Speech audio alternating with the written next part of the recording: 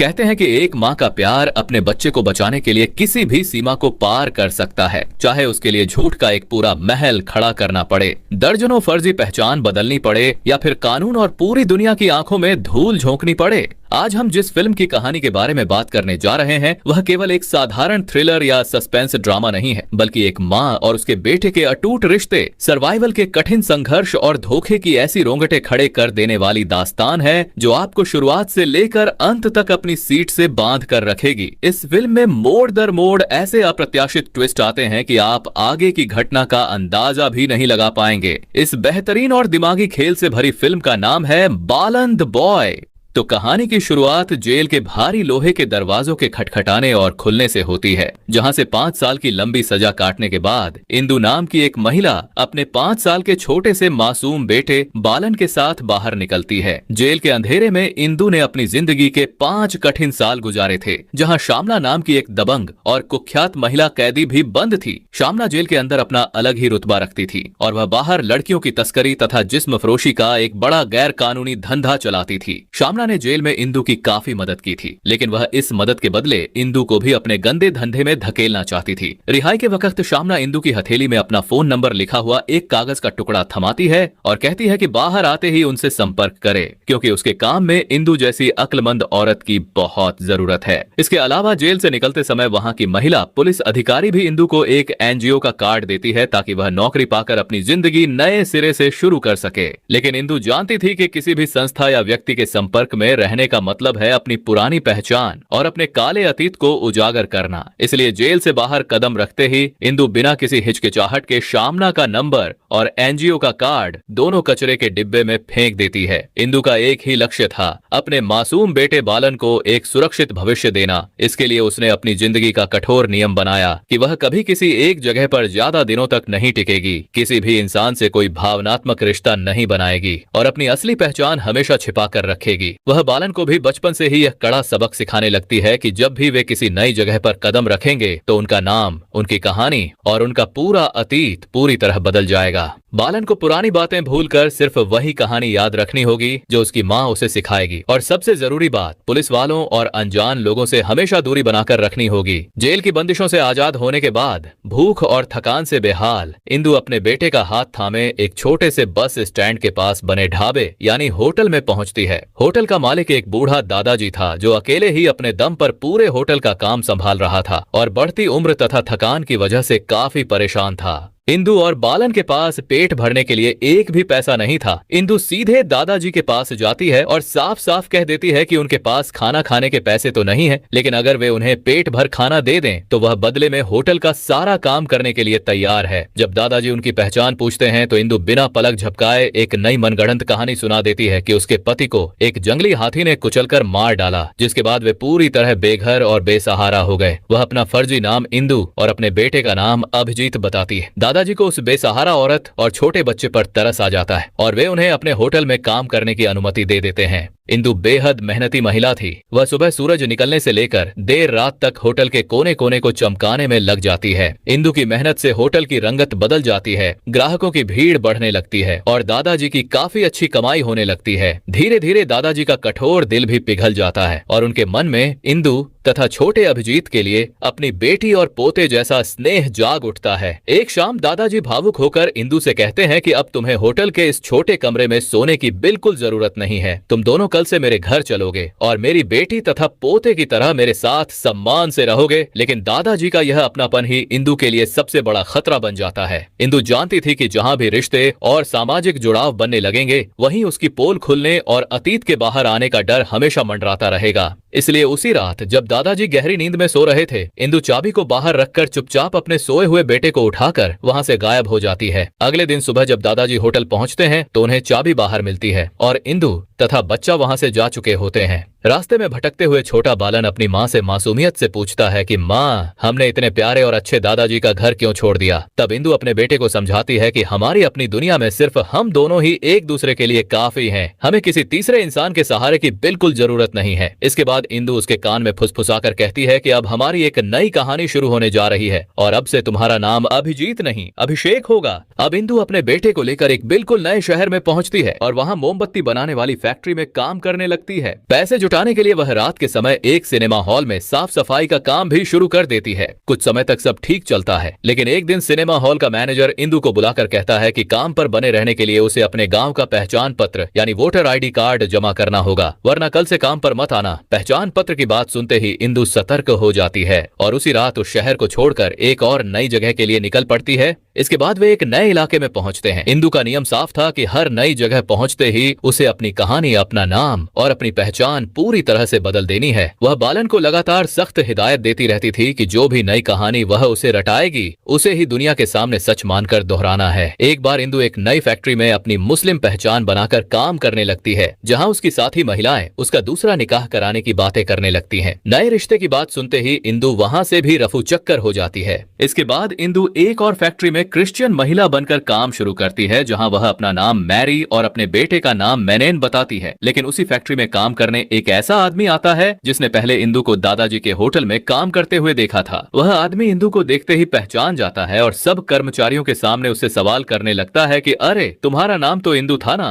तुम तो दादाजी के होटल में काम करती थी, अचानक यहाँ कैसे आ गई? अपना वोटर ID दिखाओ जरा। फैक्ट्री का मालिक बीच बचाव करते हुए कहता है कि इसने बताया है कि इसके सारे सरकारी दस्तावेज भूस्खलन यानी लैंडस्लाइड में बह गए थे। लेकिन वह आदमी इंदु से उसके पति का नाम, पुराने घर का रंग, घर की बनावट और गाड़ी के बारे में तीखे सवाल पूछने लगता है। इंदु अपनी घबराहट को छिपाते हुए जवाब देती है कि उसके पति का नाम लियो था, वे मैकेनिक थे, उनका घर सफेद रंग का घास फूस का बना था और उनके पास एक पुराना स्कूटर था। वह आदमी दूर खड़े छोटे बालन के पास जाता है और अचानक वही सारे सवाल बच्चे से अकेले में दोहराता है ताकि उनके झूठ को पकड़ सके। लेकिन इंदु ने अपने बेटे को इतना ट्रेन किया था कि छोटा बालन बिना किसी हिचकिचाहट के बिल्कुल वही सारे जवाब शब्द दर शब्द दोहरा देता है जो उसकी माँ ने कहे थे। वह आदमी हैरान रह जाता है और उसका शक दूर हो जाता है। लेकिन इंदु समझ जाती है कि यह जगह उनके लिए बिल्कुल भी सुरक्षित नहीं है, इसलिए वह उसी रात अपने बेटे के साथ फिर से गायब हो जाती है। इस बार इंदु एक बड़े और आलीशान घर में देखभाल करने वाली यानी केयरटेकर की नौकरी हासिल कर लेती है, जहां उसने अपना नाम वंदना और अपने बेटे का नाम मनु रखा था। घर की मालकिन इंदु के काम से काफी खुश थी। एक दिन मालकिन इंदु को अपने छोटे बेटे वासुदेव के कुछ जरूरी दस्तावेजों की फोटोकॉपी कराने के लिए पास के बाजार भेजती है।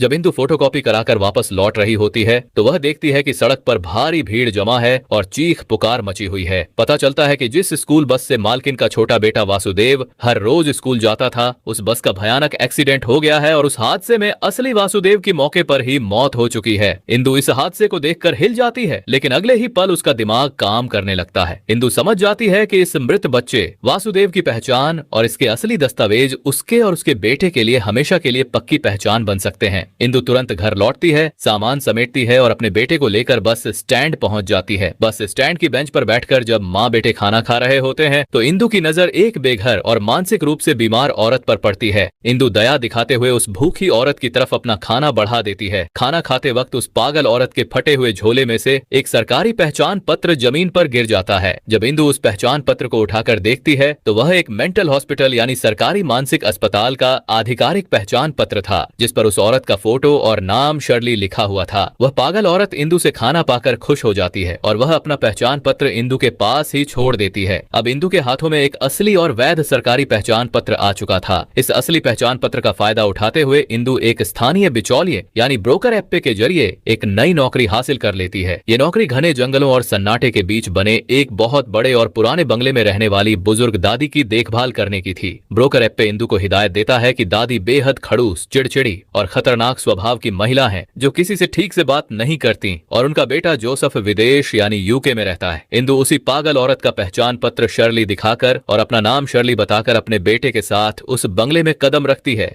जब वे बंगले के अंदर दाखिल होते हैं तभी घर का लैंडलाइन फोन बजने लगता है। इंदु फोन उठाती है तो विदेश से उनके बेटे जोसेफ का कॉल था, जो बताता है कि वह महीने में सिर्फ एक बार हालचाल लेने के लिए फोन करता है। अभी इंदु फोन पर बात कर ही रही होती है कि अचानक उसे अपनी पीठ के पीछे बंदूक का एहसास होता है। मुड़कर देखती है तो वह दादी अपनी व्हील चेयर पर बैठी उनकी तरफ दुनाली बंदूक ताने खड़ी थी। तब दादी कड़क आवाज में पूछती है कि तुम कौन हो और मेरे घर में क्या करने आई हो। इंदु बेहद शांत आवाज में कहती है कि उसका नाम शर्ली है और ब्रोकर ऐप पे ने उसे भेजा है। तब दादी कहती हैं कि मुझे बहुत तेज भूख लगी है, जाकर तुरंत कुछ अच्छा खाना बनाओ। इंदु तुरंत रसोई में जाती है और स्वादिष्ट खाना तैयार करके परोस देती है। दादी भरपेट खाना खाने लगती हैं और छोटा बालन उन्हें हैरानी से देखता रहता है। रात को जब इंदु और उसका बेटा कमरे में सोने जाते हैं तो छोटा बालन डरते हुए फुसफुसाता है कि माँ, यह बुढ़िया बंदूक लेकर घूमती है, क्या यह हमें मार डालेगी? इंदु शांत लहजे में कहती है कि तुम्हें डरने की जरूरत नहीं है, अगर कभी ऐसी नौबत आई तो हम ही उसका काम तमाम कर देंगे। इंदु को एप्पे ने बताया था दादी को दमे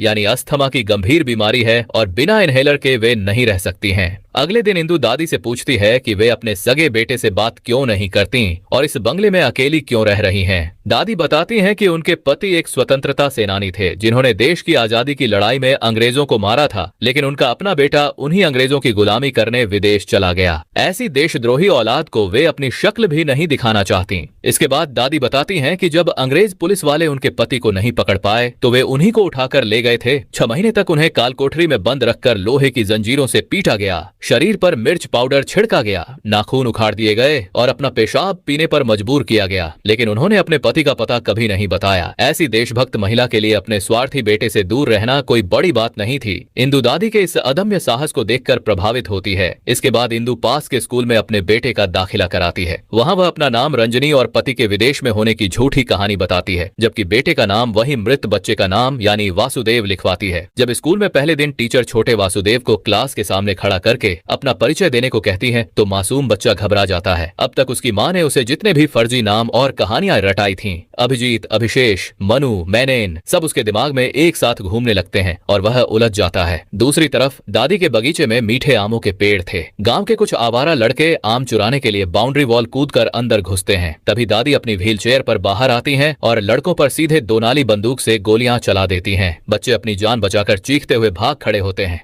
इंदु चिल्लाती है कि पागल बुढ़िया, क्या बच्चों की जान लोगी? छोटा बालन कहता है कि माँ, इस बुढ़िया को चाय में झड़ देकर मार डालते हैं। तब दादी हंस के बताती हैं कि मेरी बंदूक में असली गोलियां नहीं बल्कि खाली यानी ब्लैंक कारतूस भरे हुए हैं जो सिर्फ आवाज करते हैं। दादी बताती हैं कि वे अकेली रहती हैं, इसलिए उन्होंने पूरे इलाके में यह अफवाह फैलाई है कि इस बंगले में एक सिरफिरी बुढ़िया रहती है जो गोली मार देती है ताकि कोई चोर या बदमाश घर में न घुसे। समय बीतने के साथ दादी, इंदु और छोटे वासुदेव के बीच एक गहरा रिश्ता पनपने लगता है। दादी को इस छोटे बच्चे का साथ बहुत भाने लगता है, लेकिन दादी नोटिस करती है कि इंदु अपने बेटे को स्कूल ले जाने के लिए मुख्य सड़क के बजाय पीछे के घने जंगल के गुप्त रास्ते का इस्तेमाल करती है। एक दिन दादी इंदु से पूछती हैं कि तुम इतनी छिप छिप कर क्यों जीती हो? तुम चोरी करने तो नहीं आई हो? दादी इंदु से कहती हैं कि तुम मुझे अपने बारे में कोई कहानी ही सुना दो। तब इंदु दादी को एक कहानी सुनाना शुरू करती है। इंदु कहती है कि एक बार की बात है, एक भयानक राक्षस ने एक राजकुमारी को अपने प्यार के जाल में फंसाया और फिर उसे अपना गुलाम बना लिया। जब उस महिला को धोखे का एहसास हुआ तो उसने भागने की कोशिश की, लेकिन राक्षस के चंगुल से निकलना नामुमकिन था। धीरे धीरे वह महिला उसके अत्याचार सहती रही। फिर एक दिन उसे एहसास हुआ कि वह गर्भवती है। उस महिला के मन में डर बैठ गया कि उसका बच्चा या तो बाप की तरह राक्षस बनेगा या माँ की तरह गुलाम जिएगा। ये डर गुस्से में बदल गया, इसलिए एक रात उस महिला ने कुल्हाड़ी से काटकर उस राक्षस की हत्या कर दी। उसकी लाश को जमीन में गाड़ दिया और उसके ऊपर केले का पौधा लगा दिया। जब पुलिस ने उसे पकड़ा तो उसने जेल में ही अपने बच्चे को जन्म दिया। उसी जेल में उसने कसम खाई कि वह अपने बेटे को न तो राक्षस बनने देगी और न किसी का गुलाम। दादी समझ जाती हैं कि यह इंदु की अपनी रोंगटे खड़े कर देने वाली आप बीती है। दादी आगे कहती हैं कि मेरी मौत के बाद मेरी लाश को इसी बंगले में गाड़कर ऊपर केले का पौधा लगा देना और यहीं शांति से रहना। तुम्हें अब भटकने की जरूरत नहीं है। दादी के इस प्यार को देखकर इंदु फैसला करती है कि वह अब यहाँ से कहीं नहीं जाएगी और यही उसका आखिरी ठिकाना होगा। लेकिन इंदु की जिंदगी में शांति ज्यादा दिन नहीं टिक पाई। एक दिन बाजार में अचानक उसके सामने वही जेल वाली कुख्यात औरत शामना आकर खड़ी हो जाती है। शामना इंदु को अपने जिस्म फरोशी के धंधे में शामिल होने को कहती है। इंदु डर कर वहां से भागती है और बंगले पहुंचकर अपना सामान बैगों में ठूंसने लगती है। छोटा वासुदेव रोकर स्कूल जाने की जिद करता है। इंदु अपने बेटे पर चिल्ला देती है और खुद भी रोने लगती है। तभी अचानक तनाव की वजह से दादी को दमे का भयानक दौरा पड़ता है और वे तड़पने लगती हैं। इंदु इनहेलर लाती है, लेकिन दादी उस इनहेलर को दूर फेंक देती हैं। दादी इंदु का हाथ पकड़कर कहती हैं कि कहाँ भागोगी, यहीं रुको और बच्चे के लिए जियो। इतना कहते ही दादी इंदु की गोद में अपनी आखिरी सांस लेती हैं। दादी की मौत से इंदु का दिल टूट जाता है। दादी की आखिरी इच्छा पूरी करते हुए इंदु उनके शव को बगीचे में पूरे सम्मान से दफना देती है और ठीक उसके ऊपर केले का पौधा रोप देती है। इसके बाद जब दादी के बेटे जोसेफ का विदेश से फोन आता है तो इंदु बिल्कुल सामान्य आवाज में बात करके यह एहसास दिलाती है कि दादी हमेशा की तरह गुस्से में है। इंदु वहीं रुकने का फैसला करती है और जब गांव के बच्चे आम तोड़ ढहने आते हैं तो वह खाली कारतूस से बंदूक चलाकर दादी के जीवित होने का नाटक जारी रखती है। एक दिन इंदु अपने बेटे को स्कूल बस में बैठाकर लौट रही थी कि अचानक उसे एहसास होता है कि कोई उसका पीछा कर रहा है। घर पहुंचते ही दरवाजे की घंटी बजती है और सामने वही कुख्यात औरत शामना खड़ी थी जो जेल में उससे मिली थी। शामना धक्के से अंदर घुस आती है और कहती है कि वह इस बंगले से अपना जिस्म फरोशी का अड्डा चलाएगी।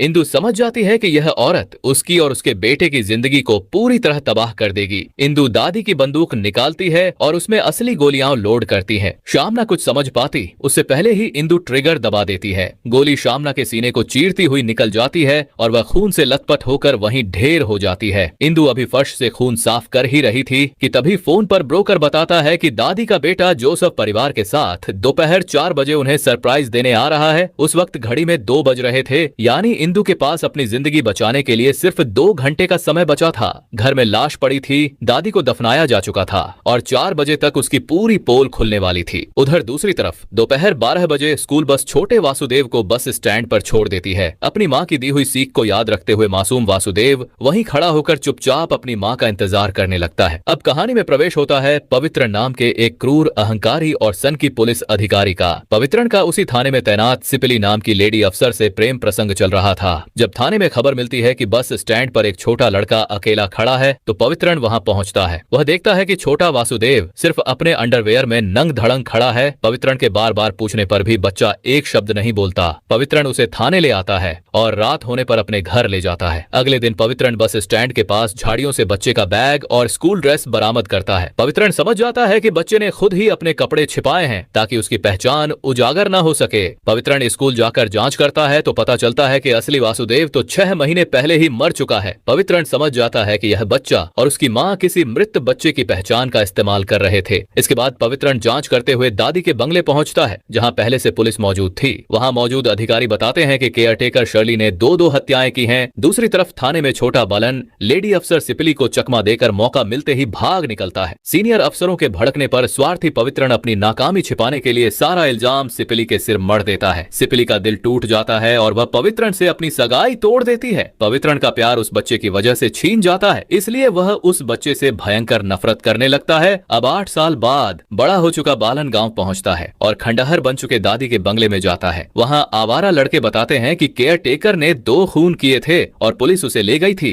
बालन सीधे थाने जाकर पवित्रन से अपनी माँ के बारे में पूछता है। पवित्रन कड़वाहट से बताता है कि उसकी शादी सिपिली से नहीं हुई। बालन हाथ जोड़कर माफी मांगता है और अपनी माँ को ढूंढने की गुहार लगाता है तो वो उसे पानी लाने के लिए कहता है, जहाँ बाहर में एक दयालु सिपाही सुमन बालन को चेतावनी देता है कि पवित्रन आस्तीन का सांप है, अगर तुम्हें अपनी माँ के बारे में जानकारी चाहिए तो तुम्हें एक आदमी से मिलना पड़ेगा। तब बालन एक दूसरे आदमी के जरिए बताए हुए आदमी से मिलने पहुंचता है जो कि उस वक्त ड्यूटी पर काम करने वाला एक पुलिस अधिकारी था। अधिकारी जॉर्ज बताता है कि उसकी माँ ने जेल में पुलिस वालों को पीटा और भागने की कोशिश की, इसलिए उसे मेंटल हॉस्पिटल भेज दिया गया था। बालन पागल खाने पहुंचता है तो वहां का कर्मचारी बताता है कि 1 साल बाद उसका भाई पवित्रन उसे डिस्चार्ज कराकर ले गया था। बालन समझ जाता है कि पवित्रन ने बदले की आग में अंधी होकर उसकी माँ को गैर कानूनी तरीके से अपनी कैद में रखा है। बालन पवित्रन के पास जाकर अपनी माँ को मांगता है तो पवित्रन पहचान पत्र मांगकर ताना मारता है। तब बालन एक चाल चलता है और कहता है कि अगर मैं मोस्ट वांटेड बैंक डकैत अब्बास को पकड़ा दूं तो क्या आप मेरी माँ को छोड़ेंगे।